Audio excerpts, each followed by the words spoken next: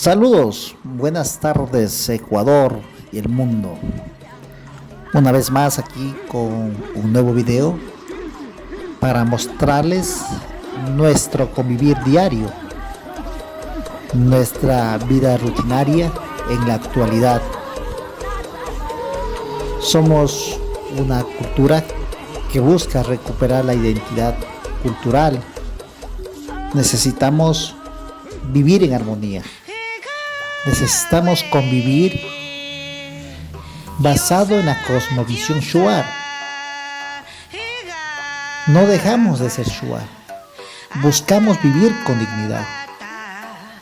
Todos los días nuestras vidas están siendo productivas, queriendo ser competitivos con las personas que están más adelante en el tema económico, social, político.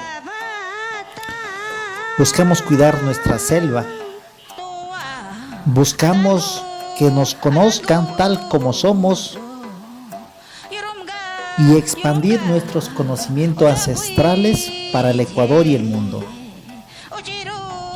Hoy en la actualidad estamos en la lucha para vivir con dignidad, para vivir basado en nuestra sabiduría Shuar, cuidadores de nuestro patrimonio ancestral, flora, fauna.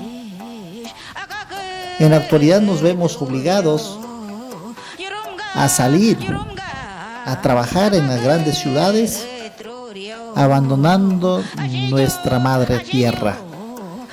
Queremos invitar a todos quienes nos escuchan a través de nuestra página a conocer un poco más de nuestra cultura, a conocer un poquito más sobre nuestra identidad. Tenemos miles de emprendedores a nivel de la provincia de Morona, Santiago, expandiendo nuestros productos basados en emprendimientos Shuar. Queremos ser competitivos, queremos vivir con dignidad, buscamos convivir con toda la gente del campo, la ciudad y del mundo, pero siempre respetando vuestra naturaleza. Hoy en día,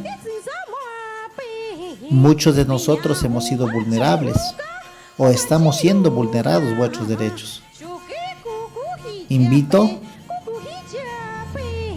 a conocer mucho más de la cultura Shuar y buscamos emprender y buscamos siempre bienestar de todos.